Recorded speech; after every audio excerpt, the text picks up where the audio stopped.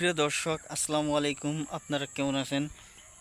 আশা করি সকলেই আল্লাহ তাআলা শ্রেষ্ঠ মতে ভালো আছেন। প্রিয় ভাই ও বন্ধুরা, আপনারা স্ক্রিনের মধ্যে যে সবজি গাছটি দেখতে পাচ্ছেন, তো এই সবজি গাছটি বন্ধুরা আমাদের গ্রামগঞ্জের ভাষায় ধুম্বা বলা হয়।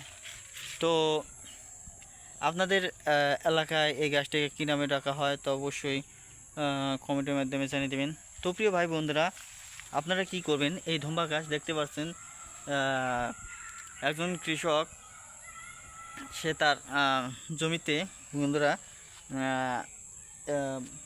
মাছা সিস্টেম করে তারপর কিন্তু ধুম্বা গাছের রোপণ, দুঃখিত বন্ধুরা, সর্বপ্রথম মাছা দেয়নি, সর্বপ্রথম ধুম্বা গাছের যে বীজ রয়েছে সেই বীজ তারা রোপণ করেছিল।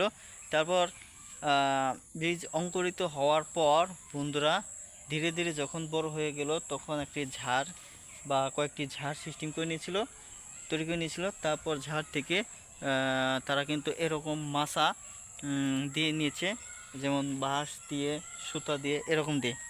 তো প্রিয় ভাই বন্ধুরা, আপনারাও বাড়িতে এরকম করে কি করবেন, মাছা তৈরি করে তারপর ধুম্বা গাছ রোপণ করে নিতে পারেন।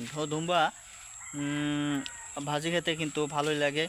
ধুম্বা বাজারে বিক্রি করতে পারবেন, নিজেরাও খেতে পারবেন। তো ভিডিওটি আপনাদের কাছে কেমন লাগলো কমেন্টের মাধ্যমে জানিয়ে দেবেন। ধন্যবাদ আপনাদেরকে।